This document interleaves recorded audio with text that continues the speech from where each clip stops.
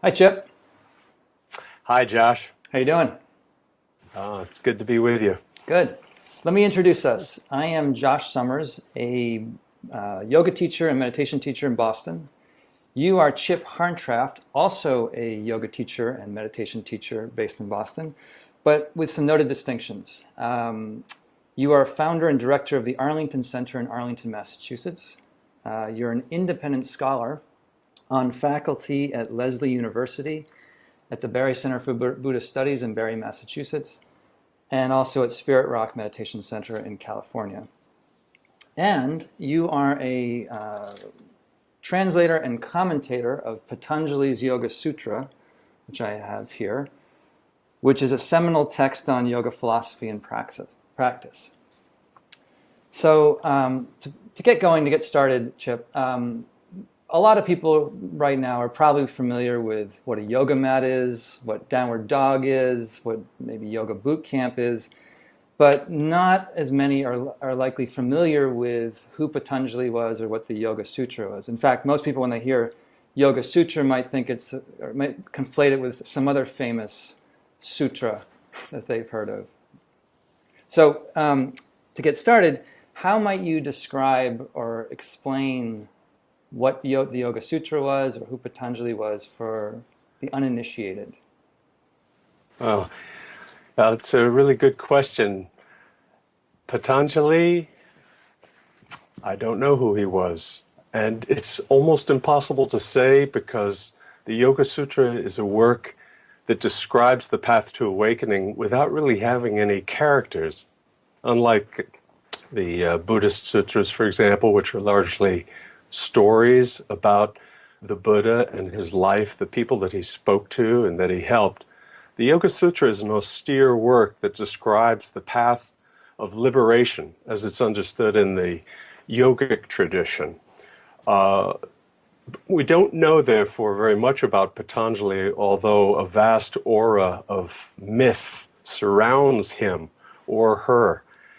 I don't even know when the Yoga Sutra originated, but there are many clues in it that point to an early origin to some of its teachings about yoga and meditation, probably from the milieu before and during the life of the Buddha, and also some evidence of later additions and modifications of it, bringing it into line with a very different stream of Indian thought, which is the Brahmanical tradition.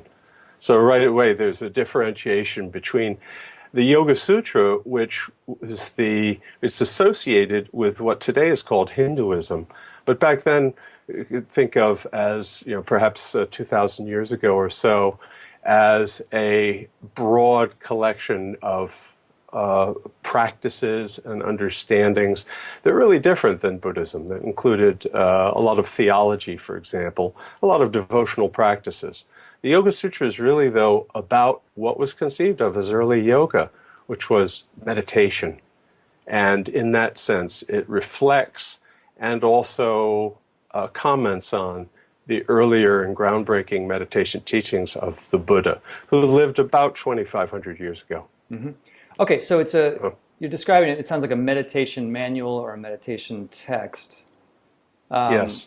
But most people today might think of yoga as a system of postures and contortions and breathing exercises and things like that. So how do these things add up, or how do they line up?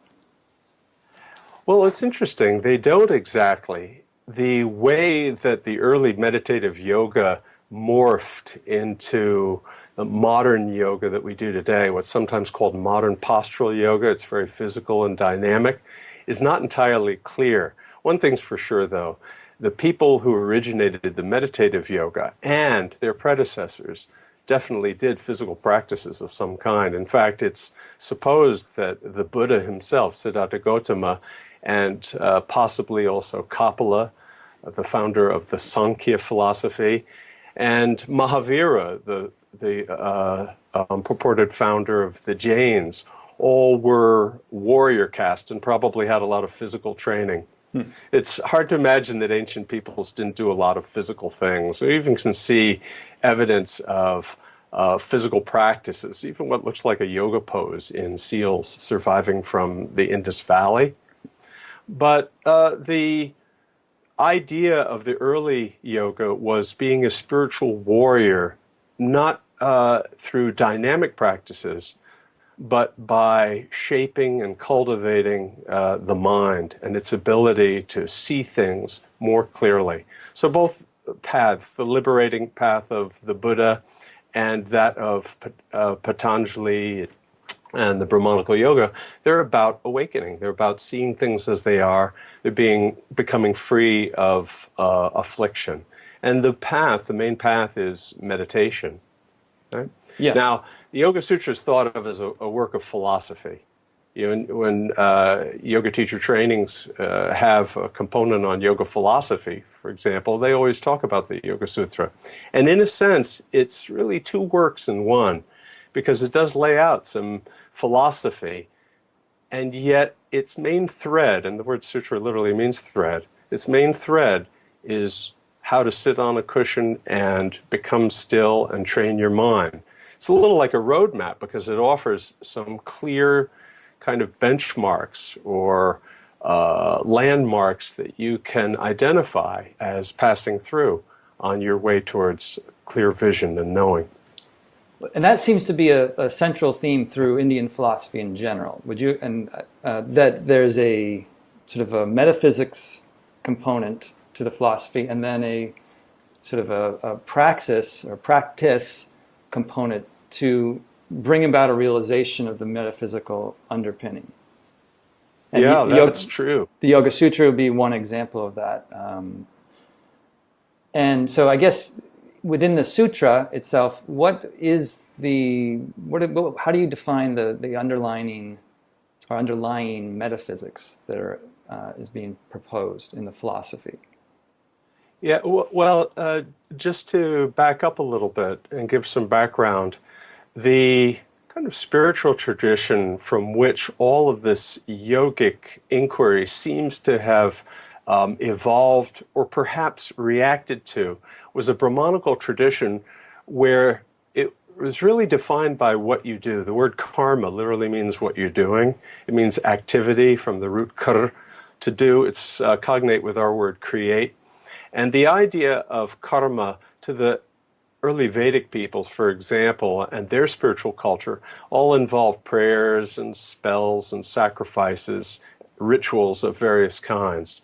And what was unique about the yogis is they redefined karma as actions that occur at a psychological level, a physical level, a linguistic, verbal, or logical level, and how those have an effect on how we perceive and relate to the world, including the world, the inner world, as well as the outer world. Now, it's there, though, that there's a fork in the road, because there is a metaphysical background to yoga and to the Yoga-Sutra. And basically, it's this. The Yoga-Sutra is a work of what's called Sankhya. Sankhya was an early viewpoint. It actually aimed for a kind of scientific assessment of what the world is. Like if you look around, what makes up the world? Well, according to Sankhya and its earliest philosopher that we know about, this legendary yogi named Kapila, Kapila identified different levels of reality, 24 different levels of reality, that together he called nature. The word prakriti, that there's that root again, kr, meaning to create, and pra, like our pour or pur, means forward. The idea is that prakriti, or nature, is just issuing forth, that reality is all these conditioned processes that are unfolding. But there's also something else, and that something else is awareness. And awareness is not part of nature. It's apart from it. The word for apartness, in fact, is a really important word in the Yoga-Sutra. Now, here's what the yogi aims to do through meditation.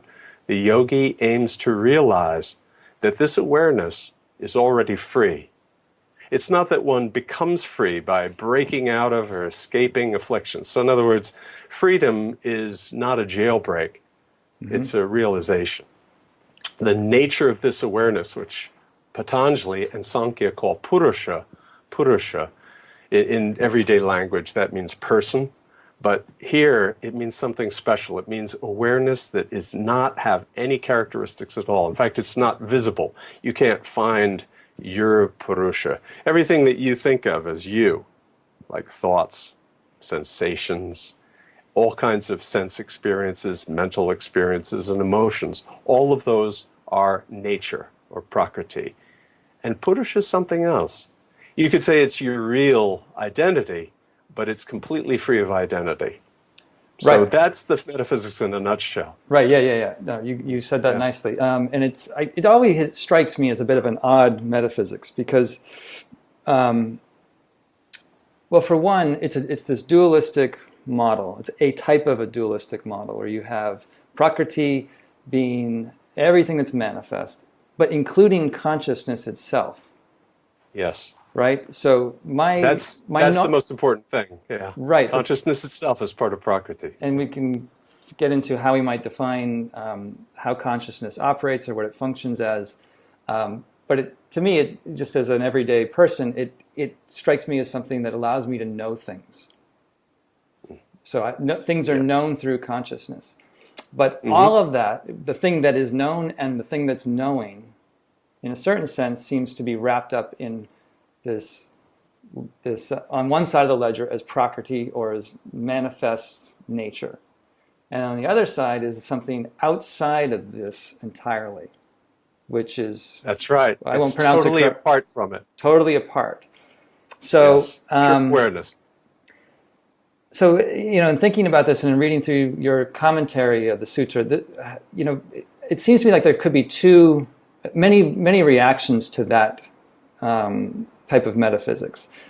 One might be that kind of a skeptical view or a skeptical stance towards it. Like, this just seems odd that there is a kind of primordial awareness that's pervading the cosmic soup of the universe, and that somehow we have to disidentify with everything else we normally take to be me or mine to rest in this true identity as the supreme, ultimate, pure awareness.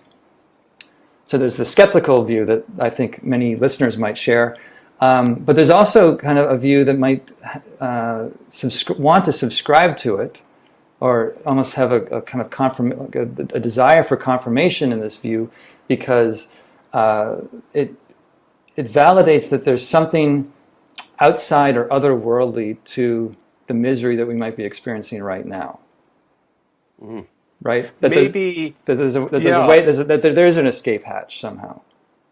That's right. The idea of these salvific understandings is that there is the possibility of freedom from affliction, and how they're defined can vary. They certainly do vary between the yoga tradition and the Buddhist tradition, but they point to the same kind of possibility. I would say also that this metaphysic conforms to a certain extent to the progress of insight in meditation, because as meditation deepens, as tranquility and non-reactivity and fixity of concentration, what I mean by that is concentration staying right there. Yeah, hang on one second, because you mentioned the progress Yes. of insight, and even though I discussed that in a previous dialogue with Kamala Masters, maybe just pause and contextualize that for folks. Mm-hmm. So the idea being that somewhat predictable and identifiable stages of increasing knowledge and vision about the way that things come to be, and by things not just outside oneself, but the nature of one's own perception, are a part of the Buddhist tradition, at least the later Buddhist traditions, and also are alluded to in early works like the Pali teachings and the Yoga-Sutra as well. But the fundamental property of the relationship is one of disidentification, of seeing that a thought, a sensation, an emotion, which ordinarily feel like me, actually arise and pass away impersonally. So let's get back to that metaphysic where consciousness, as defined by Patanjali, is on the other side of the ledger. Here's how he defines it. This is a Sankhya definition. Consciousness is mainly involved with three things. The first is what's called, say, sensing, manas. And what sensing is, it's the way that all of the sensory inputs are managed, the way attention moves to this and away from that, the way attention funnels towards a small field or enlarges to a larger field. So one important set of processes involved in consciousness is just how your mind focuses on things, how it processes and filters incoming sense stuff. The second is how it generates mental structures.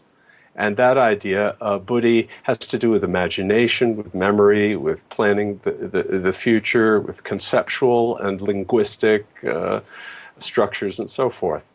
Now, the third process is the one that's really important, and that is self-creation or I-making, ahamkara. That set of processes imparts a sense of self to experiences that Patanjali is saying are actually as impersonal as the display that we're talking on right now, your computer screen. So what you think or I think of, what feels like my inner self, he's saying, is actually a representational display, just like a monitor on a computer or on a phone. Mm-hmm. It's a impersonal device, it's conditioned. If I pulled the plug, the screen's going to go dark. Consciousness is really no more than that. The thing that's aware is awareness, and awareness isn't you. So it's already free. And what feels like affliction, you being in the grip of pain, being in the grip of not wanting something or wanting something that isn't here, being in the grip of change, all of those are illusions, but they're really strong ones. So the metaphysic and the kind of conceptual framework of prakriti and purusha, of nature and awareness, conforms to a growing experience that a meditator has, I think, which he or she begins to experience their own thoughts, sensations, and feelings as impersonal.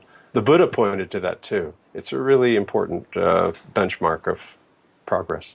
Well, let's come to the comparison, contrast, overlap with early Buddhism in a second, if we can. I just want to continue to flesh out some aspects of the sutra. So we have this metaphysic of duality between materiality or prakriti and pure awareness. But there's a large component of practice, a sort of injunction around practice in the Yoga-Sutra for what does one need to do to come to this liberating insight. I was wondering if you could just speak about that. What does the general process look like for someone? Well, you're right. That's the thing about the Yoga-Sutra. It actually echoes a teaching in the Bhagavad Gita where Krishna tells Arjuna that yoga is the practice, Samkhya is the philosophy, and that the Samkhya and yoga together are superior to, they exceed just the liberational possibility of the earlier Vedic teachings. Now, the Yoga Sutra has both. As I mentioned before, it has a pretty ample philosophical background to it. So it's often read as a work of philosophy. But I would take it to be mainly a roadmap. And the roadmap that Patanjali lays out is an echo of the Buddha's, in that it's an eightfold path. In fact, in Sanskrit, the words Ashtanga Magga reflect the language that the Buddha himself spoke, Ashtanga Magga in Pali. So it means eightfold path. But there's a little difference because Patanjali's eightfold path is structured differently than the Buddha's. It's a little bit like nesting Russian dolls in that it starts with a person, let's say your relationship to the beings and objects of the external world. And those relationships are described with causal principles, which are called the yamas, or disciplines. The thing about the yamas is, for example, The first one says that, if you live in a non-violent, non-harming way, other beings also, put down their defenses. They let go of their aggression toward you. And it's an interesting statement because it isn't a commandment. It doesn't say thou shalt not harm or kill.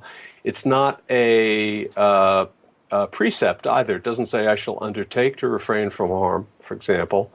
What it's laying out is a causal statement, just saying if you are established in non-harming, then the world is different around you. So each of the 5 of these describes a causal relationship between the yogi, on the one hand, and the external world of beings and objects. Now the next layer in, the niyamas, and ni means inward or within, so the next layer in is the niyamas, and those principles govern your personal sphere, the personal sphere of the yogi. So they have things like, purification, contentment with the materials at hand. In other words, you don't need to travel to the Himalayas to awaken. You actually will have to awaken in your own skin, your own flesh, your own consciousness, wherever you are. So this is enough. That's santosha. And there are 3 other principles that are very important in the niyamas too. But they govern your internal sphere. Now, what's at the center of your internal sphere? Your body. So that's the next layer. That's the layer of asana. Asana literally means sitting, and it means how the body sits in the world in relation to itself. And there the instruction is surprisingly simple. There are only 3 lines about asana, and they have nothing to do with stretching, with standing on your head, with bending or twisting or anything dynamic. All they say basically is this: sit in a way that's steady, that's comfortable. Let go of physical doing or karma. You'll naturally arrive at a non-dual way of being, and in that, the usual afflictions that happen from the opposites, from hot and cold, from pleasure and pain, from I and thou, will dissipate. So once that occurs, what's at the center of the bodily experience? The next level, prana. Right. So just Yeah. just to reiterate for a second, there is this movement from more gross interaction with the world, from like the first limb on how you're interacting or behaving or causing actions in the world, to how you're relating to your internal experience. Yes. And then a more refined perception of the internal experience. Yes, and that is a turning point, because when the yogi can fasten attention onto the aliveness of the body, and particularly its manifestation as breathing. Pranayama literally means elongating the prana or aliveness, life force processes of breathing. It doesn't mean that you're actively doing it, though. Later pranayama that will evolve in Hatha Yoga involves all kinds of patterns that you impose on breathing.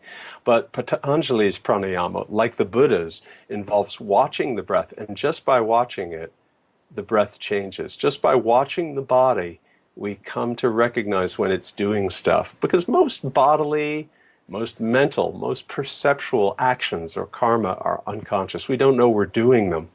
We're just doing them. So 99% of karmic activity flies beneath the radar. And when it comes to bodily energy, focusing on it, it becomes a compelling object. Now for Patanjali, that's the turning point. As you become focused on that energy, the external world, the usual role of the senses, just to get good stuff and keep you away from bad stuff, changes completely. You withdraw into that energy. That's called pratyahara. And it means that now attention can really become focused. And the last 3 elements of the yogic path are really different sides of the same process. They involve the way the mind holds the object, the way the mind becomes completely absorbed in it, and the way the object reveals its nature, just it, without elaboration. Those are dharana, dhyana, samadhi. Right. And I think what you're describing might overlap to some degree, maybe not with the same kind of precision, but might overlap with like a kind of conventional view that people have about meditation. That you sit down, you focus on something, And as the senses, to use Patanjali's language, withdraw from contact with sounds, other images, other sensations, other smells and things, there's a withdrawal and a deepening of absorption in whatever object, perhaps the breath that the yogi's focused on. So there's a diminishing of thought. Certainly, you have a diminishing of irritable energies or irritable mind states. And there's a more focused, refined kind of embeddedness with the object of observation. That's right. Right. Yeah. And we can all relate to it because all of these are simply deeper developments of everyday things. For example, we all relate to the world of objects and beings, and we've all had the experience of being relatively equanimous in the face of something, you know. We've also experienced not being equanimous in the face of it. In the same way, we've all focused on something and tuned out other things. So somebody could come into the room and call your name and you might not notice it. So absorbed are you in the task at hand. So yoga is just a furthering of that. And it involves training to a higher degree, the very things that are lying, in wait in all of us. So these are inherent capacities that the yogi is developing. Also, the way Patanjali describes the body and the breath is identical to the Buddha's teaching, in that, particularly pranayama, he uses the same kinds of words. Yeah. I will concede that I think there is a lot of overlap. In one way of looking at it, you're focusing on the breath, you're settling down. But in Patanjali's model, you used a word, or you translated a word to mean coalescence, where it sounded to me like, if I remember an amplifier reading where all the different inputs of sound are kind of fluctuating while listening to music. They're going up and down. And so this could be synonymous or analogous to sensory experiences of images, thoughts, memories. All of these things are kind of fluctuating. But as the meditator moves into this experience of stillness, it's like all the little different readouts sort of settle down and level out to zero. And at that point, you use this word, if I'm correct, coalescence. And consciousness at that point functions as a mirror to reflect this witnessing pure awareness back to itself, which is something like that. Yeah. Let me just elaborate on that a bit, because there's a context to all of this, Josh.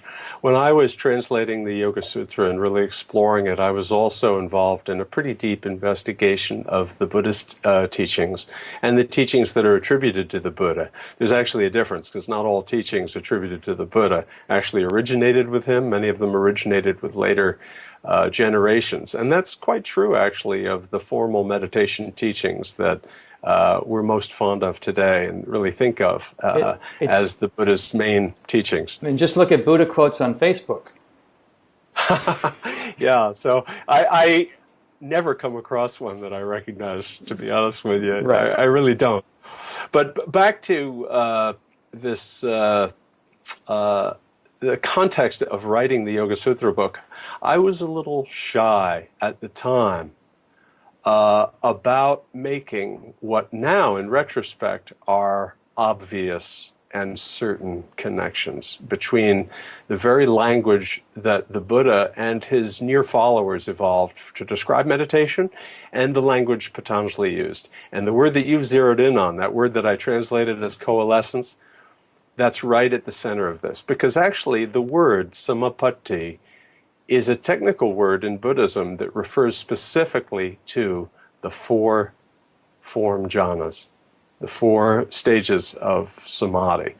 Okay, when so Patanjali uses it, that's what he's talking to. Technical translation for a second. So 4 stages of samadhi or jhana are deepening stages of concentration or steadiness, stillness. These words get used kind of interchangeably.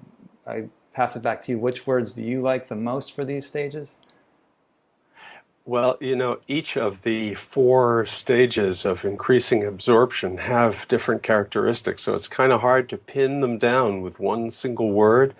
But I think that the word that's often used, albeit with its problematic aspect, is concentration, just because your mind is here and it's not there. It's really with something. Absorption also is a word that's sometimes used.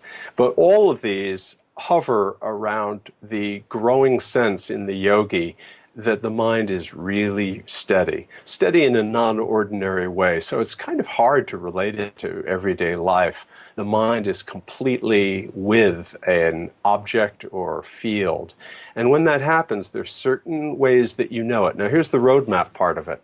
When this occurs, there are clear phenomena that are identifiable. They're going to be different from person to person, but they will happen. For example, as concentration deepens to this first stage that is called the first jhana, or dhyana in the Sanskrit, there is going to be the arising of a kind of an energy, an uplifting feeling. It's going to be accompanied by that. There's also going to be a sense of pleasure and a deep kind of bodily contentment. Again, these can manifest in different ways. And only certain kinds of weak and relatively transparent momentary thought forms can arise. You're really concentrated. It's non-ordinary. So you kind of know it when you see it. And each subsequent stage where concentration deepens has this kind of benchmark. So it's like a roadmap where you go, oh, there's that, exit. There's that mountain. There's that lake. Time to, I'm going in the right direction. Okay. Well, since it's coming up some, it's probably a good time to segue into maybe comparing to the Buddhist map, because you mentioned it a few times. Yeah. My sort of armchair view of the differences between these systems is that while they both might use and utilize meditation as a technology or kind of technology for deepening one's perception of reality or deepening one's experience of things to come to a new kind of understanding, the Patanjali model moves towards deeper and deeper states of absorption, which lead to a kind of a transcendent knowledge. And but in that process of going deep into the absorption, the person isn't really experiencing normal events. They're not experiencing sounds or images or thoughts or anything like that. Those things all sort of get displaced out of consciousness, and there's just this deepening absorption. Whereas from a Buddhist perspective, I think it's more conventionally conveyed, you do develop a steadiness of presence, but that steadiness of presence is open and available to whatever happens to be arising at any of the sense doors or any ways of knowing your experience in the world. So there's sort of, they use this stability of presence to go into two different directions, it seems. So how do you square those? Zeroed in. I have to confess that you have zeroed in on what I now regard as a kind of defect in my book, because I didn't really go far enough in unpacking how Patanjali's path is in fact a path of insight. It's not just a path of concentration or jhana. And one of the reasons why I think I didn't unpack that enough is because it's not that recognized in the tradition, and I felt I was really going against the current there. But in fact, a close reading of the Yoga-Sutra, it shows that it's very similar to the Buddhist understanding, which is that absorption states or jhana are of value only to the extent that they bring one to the threshold of insight into reality, and reality is available. The yogi doesn't awaken in the fourth jhana. See, Patanjali doesn't stop there. What he actually then describes is the nature of arising and passing away. And the whole last part of both the third and the fourth chapters are unprecedentedly detailed descriptions of what it's like to experience momentary coming and going of reality. Yeah, we yeah. can talk about. Yeah, I just want to get into that for a second because people unfamiliar may not be totally up on this language, like what does arising and passing away mean? But again, just to describe the whole process as I'm hearing it from you, the yogi goes into a deeper state of absorption, gets into some of these more refined states of concentration, but then coming out of it is what you're saying, the yogi might have a new perception on the ordinary, which Yes. which might be sometimes it's described as the rising and passing away, which is kind of a very granular, pixelated perception of things. Yes. In fact, Patanjali uses a striking image. He calls this Dharma Mega Samadhi. Dharma here, interestingly, is a borrow from the Abhidharma tradition of Buddhism. Now, Abhidharma is a scholastic development in Buddhism in which later Buddhist theorists identified all these kinds of granular components of reality. And they had certain words that they coined, and Patanjali uses them. That's one of the ways we know when Patanjali's Yoga-Sutra is actually finalized. It was after the Abhidharma, because the Abhidharma clearly came first. But here's the punchline, that the dharmas, as it's described in Dharma Mega Samadhi, are momentary, the kind of the briefest, most instantaneous bits, if you will, or pixels of information that are involved in any experience of thinking, of emotion, of bodily experience. In other words, everything. And mega, the word mega means a cloud or a rain shower. If you've ever wandered through fog and felt the skin of your face encountering one tiny droplet after another, or just a light rain, it's as if you're meeting thousands and thousands of very brief, momentary inputs, one after another. No two arrive at exactly the same time. So there's a sense of sequence, of a rapidly arising and falling nature to experience. Now, that's not how experience seems. Like right now, that's not how it seems. Reality seems seamless. It seems continuous. It doesn't seem to be pixelated. But when the mind is concentrated enough, when body and mind, and they're reacting, their whole set of reactions and responses to the world just are quieted for a moment, then this can be seen. A metaphor for this, a different metaphor, is of a vessel of muddy water. If you put it down and leave it alone, you don't jar it, then all the little particles that make the water seem cloudy all expend their energy and they settle to the bottom. So now the water is clear. But here's the thing, the water was clear all along. Liquid water is clear. It's not the water itself that ever is cloudy. And in the same way, awareness is always clear, and what looks like the cloudiness of the mind and of identification fall away before one's eyes. So it's a different world one's seeing, even though it's exactly the same. It's just what's in front of you. It's just what's inside you. But it's seen in a different way. So you really do see, and I think you used this phrase earlier with me in a previous talk, you see the Patanjali and the Buddha being kind of fraternal twins separated at birth. Well, I put it a little differently, but yeah, How did you you're right. put it? What I would say is that yoga and Buddhism, the paths of liberative yoga, and that kind of spawned both what's Buddhism today or what's yoga today. Those traditions are identical twins that were separated at birth, and they were raised in different cultures in a way. The yoga tradition was raised in the Brahmanical culture, and it becomes increasingly theistic. It starts to have a strong component of devotion, of ritual, because the tradition comes from that, and so naturally it acquires it. Interestingly enough, Buddhism also is strongly influenced by Brahmanism, and Buddhism becomes more ritualistic too.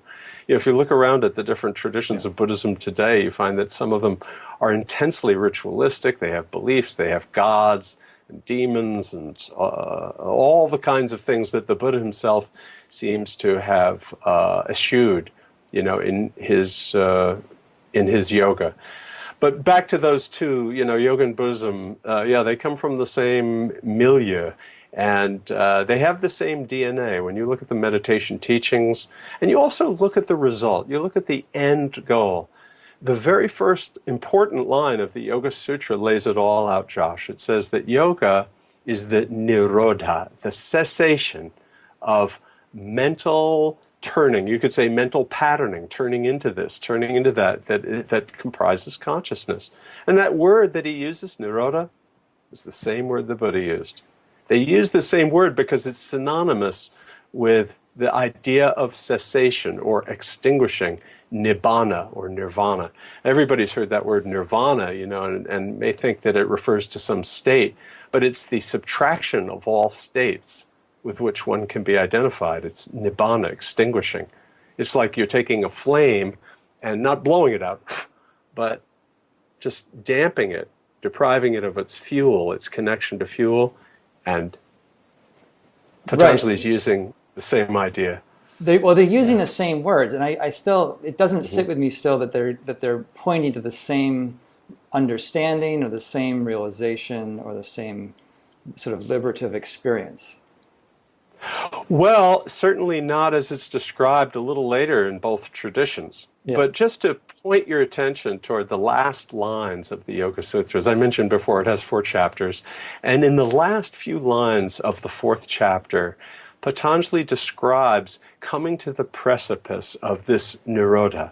Now, nirodha, or cessation, it means that consciousness is coming to a stop. And he says that right at the beginning. That first important line, he says, yoga is bringing consciousness to a stop.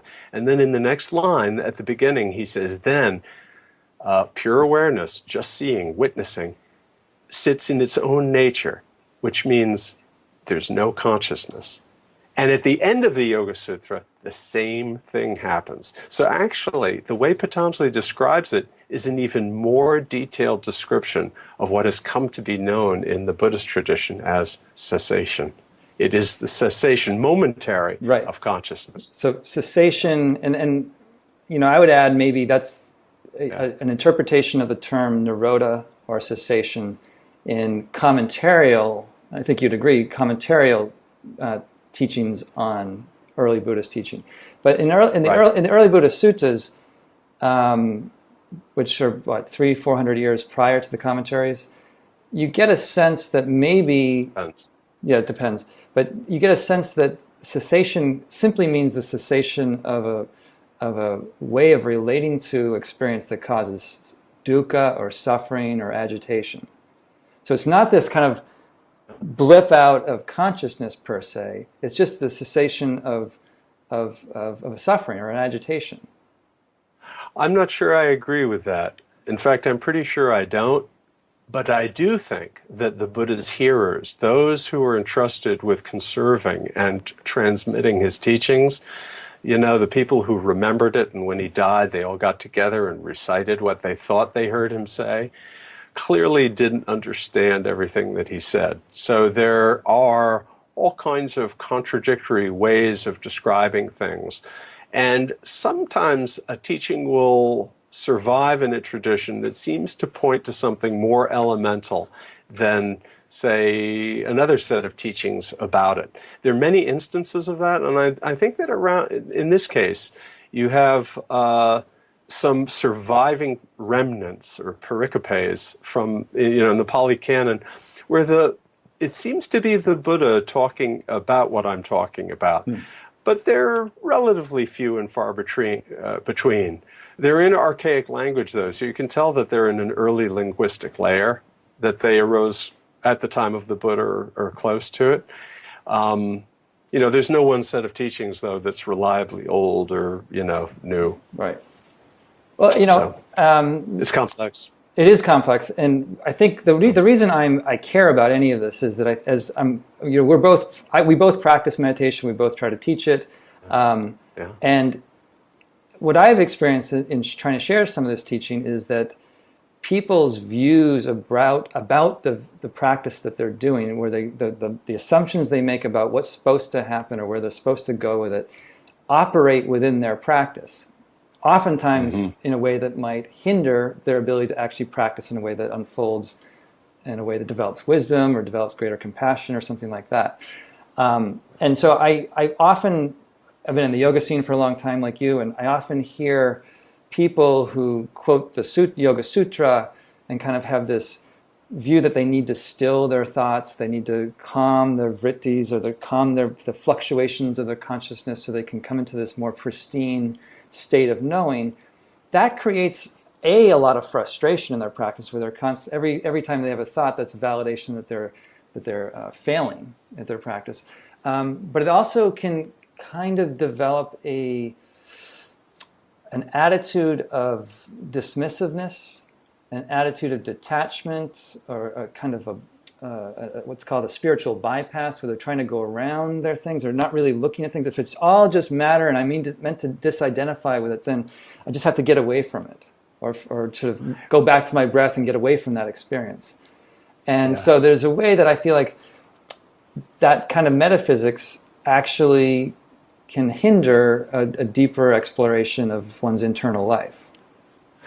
Yeah, you're pointing to a real problem, and this is a human problem. It's not just limited to, this particular tradition or set of teachings. And it has to do with the fact that as teachings, they have to occur in the realm of language, and immediately, you run into trouble. When I teach, I start out most of my teachings by presenting a wordless image to people. Don't tell anybody, but it's a picture of a fossil. Now, you can't tell it's a fossil at first. It looks like a flower. It has 5 perfectly shaped petals, and you can see a lot of detail in it. So I ask people, I say, what is this? And invariably, the first voice says, it's a flower. Well, it couldn't be farther from a flower.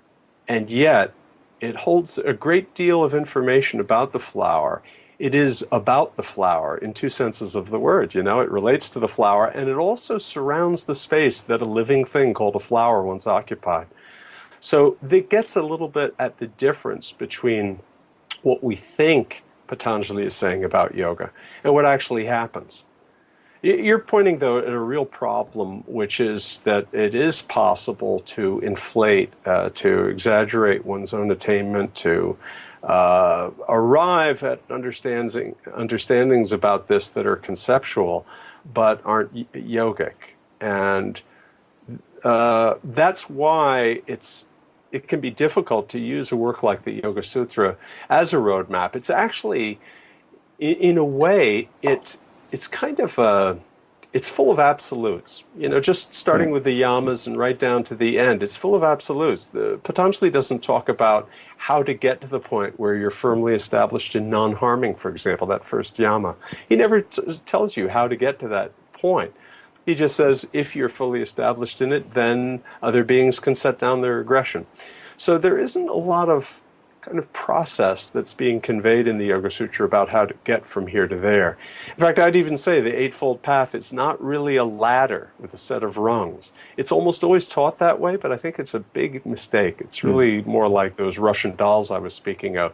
They're kind of nested teachings, and each teaching relates to a different level or layer of relationship, ending with what's internal, what's inside. But you're absolutely right about kind of goal-oriented spiritual practice, and that's one potential problem, I think, with the model. The other one is more of a moral one, where if liberation is predicated on a transcendent realization or an otherworldly understanding or underworldly attainment of some sort, then that can also denigrate your whole relationship or downgrade your whole relationship or care for. Why would you bother caring for anybody else or anything else if the world is just meant there to be escaped from? This really gets at a common understanding, or I would say misunderstanding, Yeah. about the yoga tradition. In fact, there's a robust tradition within yoga scholarship that holds that the end state of yoga is one of isolation from one's fellow human beings. In other words, the yogi has entered into this apartness that is a state. Now, this is a big misunderstanding, because the apartness that Patanjali is talking about is the apartness of awareness from nature, from all the stuff we think of as us. It's actually not us. It's just impersonal and arising and passing away. So there's this sense of space and freedom that's there. But that apartness is misconstrued as the yogi has succeeded in isolating himself or herself. They're in a kind of mental cave of utter, safety and security, because they're cut off from others. And that couldn't be further from the truth. In fact, this is why Patanjali lays out the Yoga-Sutra, this eightfold path that starts off with one's relationship to one's fellow human beings and animals, to possessions and so forth. The realm of yoga most definitely includes social life. It includes our relationship to others. It starts out with the highest causal principles of morality. Interestingly, though, it doesn't align them to anything that's an article of faith. You don't have to have any kind of faith to refrain from harming other beings. You do it because it's skillful. It's Also, the thing about insight and its relationship to morality is that, in this case, when the yogi understands that all that is experienced, including the afflictions that cause us to harm other beings or harm ourselves, when one sees that one is not that, then the compassion that is just elemental and primary to that insight, it's just there. One isn't cultivating it, it's just simply there. Because what's true for oneself is true for others, and that's immediately known. Now, that isn't true if you read it in a book. That isn't true if you, just hear an elder from a spiritual tradition and you accept it as an article of faith. But it is true when you see the nature of your own thoughts, because the first person for whom you have compassion, for you have understanding, is this complex of reactions that you think of as you. You're seeing, your experience, This is what you see. Yeah. It's the first person we have compassion for. Usually, it's sort of down the road, advanced practice. Yeah, no, it's the first. In fact, in the Dharma Mega Samadhi, the experience is, and this is very similar to, for example, how the progress of insight, to which we referred earlier, has been described. It's that one momentary bit after another is appearing, but the afflictive spin of it falls away. And this is what enables the velocity, the rapidity with which phenomena arise and pass away. It's said that the Buddha praised this and prioritized it in his teaching. In the Dhammapada, it says it's better to live just one day seeing arising, passing away, than to live 100 years without. Right. Well, this has been very interesting. To close, I was wondering if you might have any, for anyone that's trying to meditate out there, that's listening, who's maybe got the Headspace app going on their iPhone, or they got a few guided meditations from somebody, but anyone that's trying to develop a meditative practice, do you have any sort of takeaway, key tips or ideas of how they might approach practice that you see people tend to get into trouble around, like where they get into create problems for themselves in the meditation, like from Patanjali or from Buddha or from your own experience? What might be of service in that? Well, I think that you zeroed in on one of the most important issues, which is how one relates to the fact that the mind is not in jhana. It's not in absorption. It isn't pure and continuous and free of thoughts. And it can't expect it to be. And yet that may be the expectation that comes from reading a work like Buddhist teaching, say, or the Yoga-Sutra, where pristine states of mind are described. In fact, the Buddhist teachings on mindfulness and Patanjali's teaching on seeing the way things come and go are quite clear that what the yogi's watching is how things arise. Take the teachings on mindfulness. your mindfulness of the heart-mind, chitta, and the various states that come and go. You know when they're there, you know when they're not there. There's nothing about eradicating them, uprooting them, getting rid of them. You're knowing when they're there, knowing when they're not there. So the thing that I always tell meditators, first of all myself, when I'm meditating, is to recognize this fact. As soon as it's noticed that a thought has arisen, it's a wonderful thing. That's not usually what happens. When we see a thought has arisen, then that triggers more thoughts, like a little spark that starts a fire going. There's a little conflagration of thoughts about how your mind is distracted, how maybe other people are able to quiet their mind, but you can't, and so forth. Well, none of that's true. Actually, noticing that thinking has happened is a decisive kind of fork in the road. And when we come to it, we can go down that road of seeing that as thinking, recognizing it as thinking. And that's true of just about anything. It's true in daily life, too. I don't know if you know this about me, but I like baseball. I love to go to Fenway Park, see the Red Sox play. And I noticed that sometimes I had superstitious thoughts about baseball, as many athletes do. For instance, when I go to the game, I should wear that shirt that they won when I was wearing last time. Last game I went to. I began to notice every time I had a superstitious thought. Oh, unwashed, yeah. If you wash it, you wash out the good stuff. Fans, like players, are suspicious of chance. They tend to be superstitious. In fact, I think of a Red Sox player, Wade Boggs, who always had chicken before every game. And a reporter once asked him, he said, "Why do you eat chicken before every baseball game?" And he said, "There are hits in chicken." Okay. So anyway, I noticed every time I had a little itty-bitty, teeny-weeny superstitious thought, just noticing it, noticing the undertow, the pull it had on my heart, my body, my mind, the way it inclined me to do this and not do that, to put this shirt on or take that shirt off.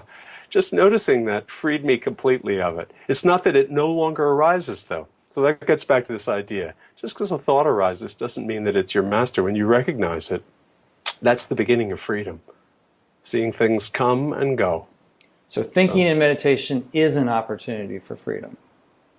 Absolutely, because being mindful of thought, being mindful of emotions especially, the things with which we're most identified.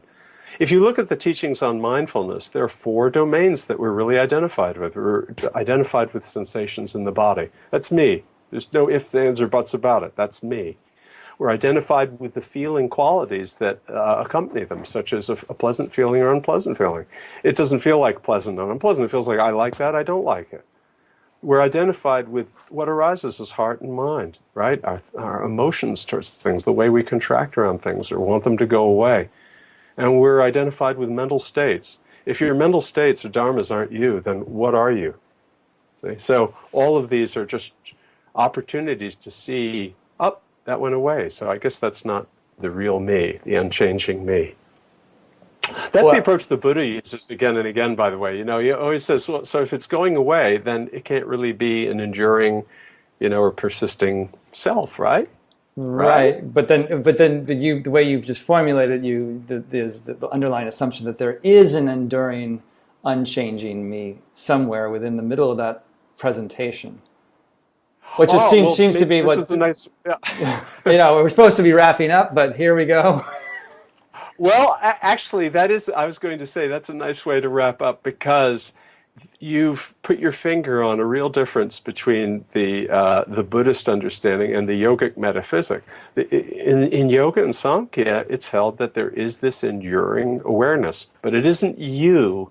Everything we think of as you, thoughts, feelings, sensations, all of that are not it. In fact, it's not even a thing. So in a sense, it's not even dualism. Because to be dualistic, there have to be 2 things, right? An apple and an orange. It's not that. Purusha, pure awareness, is no thing. It has no existence. It doesn't exist or stand out anywhere in space or time. It wasn't created. It doesn't go away. So it's not really there. But it's still, as you pointed out before, a dualistic metaphysic. And the Buddha, at least as he's remembered, in the traditions, was very, very careful to never, ever claim that. posit some locus of awareness. That was the language of the Vedas, you know, and of the spirituality of the time, and he and of the growing Upanishadic movement, and he stepped away from it. He deliberately, you know, languaged in a way to avoid that. His teaching is more subtractive, I would say, than additive. It's more negative than positive in many ways.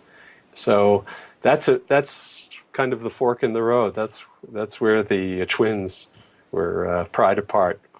When you come to a fork, take it. Take it. Look, Chip, it's been great talking to you. I really want to thank you for your time, and thank you for everything you've offered here. Thanks very much. Josh, it's been great to talk to you and to everybody that's listening and watching. Right. Okay. Take care. Okay.